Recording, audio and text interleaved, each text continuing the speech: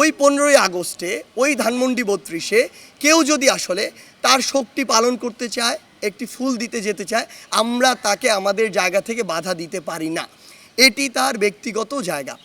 2013 সালে আমরা দেখেছিলাম হেফাজতে ইসলাম যখন তাদের মতিঝিলে এই যে সমাবেশটি করেছিল, ওই সময়ে পুলিশকে কাজে লাগিয়ে, পুলিশকে অপব্যবহার করে আওয়ামী লীগ তার ক্ষমতার অপব্যবহার করে অসংখ্য আলেম ওলামাদেরকে কান ধরে উঠবস করিয়েছিল। সেই সচিত্র ছবি এবং ভিডিও এখনও আমাদের কাছে আছে। আমরা যে বাংলাদেশের প্রত্যাশা করি, সেই যে বাংলাদেশের স্বপ্ন দেখি, সেটির সাথে আমরা এটা কখনো যায় না। যেমন আমি কয়েকটি উদাহরণ দিই। আমরা নিজে বিভিন্ন ভাইরাল ভিডিও দেখেছি যে আমার বাবার বয়সী একজনকে কান ধরে উঠবস করানো হচ্ছে, আমার বাবার বয়সী একজনকে বিবস্ত্র করানো হয়েছে এবং মানুষজন যা ইচ্ছা তাই বলছে। অসংখ্য মানুষের ফোন চেক করা হচ্ছে। আমি দেখেছি আমার মায়ের বয়সী একজনের গায়ে হাত তোলা হয়েছে। এরকম অসংখ্য অনাকাঙ্ক্ষিত ঘটনা ঘটেছে। আমরা সাংবাদিক ভাই বোনদের উপরে হামলার বিভিন্ন ঘটনা প্রত্যক্ষ করেছি।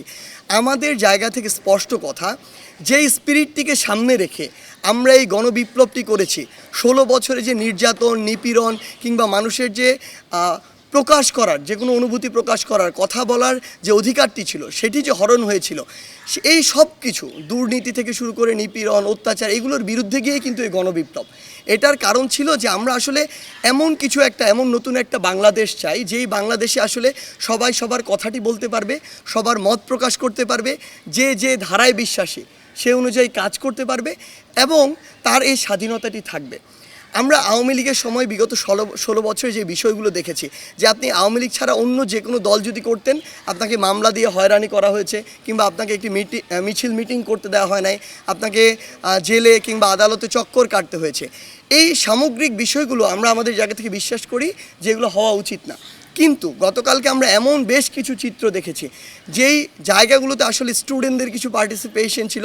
আমরা জানি না যে ওই স্টুডেন্টরা আসলে কোন মতাদর্শ ধারণ করে, ইভেন আমরা তাদেরকে এখানে আসলে ডিফাইনও করতে পারবো না। কিন্তু আমাদের বৈষম্য বিরোধী ছাত্র আন্দোলনের প্ল্যাটফর্মের আমরা সকলে একসাথে বসে কথা বলেছি, যখন রাতে আলোচনা করেছি, আমরা আমাদের জায়গা থেকে স্পষ্ট বলি, আমরা খুঁজছি যে এগুলোর সাথে আমাদের কোনো সমন্বয়ক কিংবা সহসমন্বয়ক যুক্ত আছে কি না।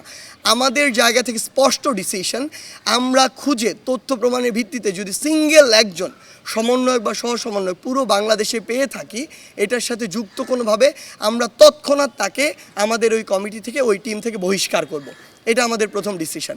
দ্বিতীয় ডিসিশন ওই জায়গাটিতে আমাদের, যে এরকম কাউকে যদি আমরা পাই যেই ঘটনাগুলো অতিরঞ্জিত হয়েছে, আসলে ওই ঘটনার সাথে সম্পৃক্ত, এবং ভবিষ্যতে যদি এমন অতিরঞ্জিত কোনো ঘটনা হয়, তাহলে এই রিলেটেড সকলকে আইনের মাধ্যমে, কারণ তারা মানবাধিকার লঙ্ঘন করেছে, তারা যেই কাজটি করেছে, মানে একজন মানুষকে বিবস্ত্র করা থেকে শুরু করে গায়ে হাত তোলা, এগুলো কোনো দিন আইনসঙ্গত নয়। সেই জায়গা থেকে তাদের আইনগত ব্যবস্থা নেওয়ার জন্য যা করা প্রয়োজন, একটি প্রেশার গ্রুপ হিসেবে বৈষম্য বিরোধী ছাত্র আন্দোলন সেই কাজটি করবে। এবং আমাদের যেমন 2 জন ছাত্র প্রতিনিধি আসলে অন্তর্বর্তীকালীন সরকারে রয়েছে, সেই জায়গাতেও তাদের মাধ্যমে যেভাবে বিচার নিশ্চিত করা যায়, আমরা সেই কাজটি করব।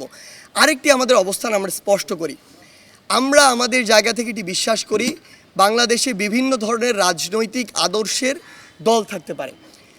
2013 সালে আমরা দেখেছিলাম হেফাজতে ইসলাম যখন তাদের মতিঝিলে এই যে সমাবেশটি করেছিল, ওই সময়ে পুলিশকে কাজে লাগিয়ে, পুলিশকে অপব্যবহার করে আওয়ামী লীগ তার ক্ষমতার অপব্যবহার করে অসংখ্য আলেম ওলামাদেরকে কান ধরে উঠবস করিয়েছিল। সেই সচিত্র ছবি এবং ভিডিও এখনও আমাদের কাছে আছে।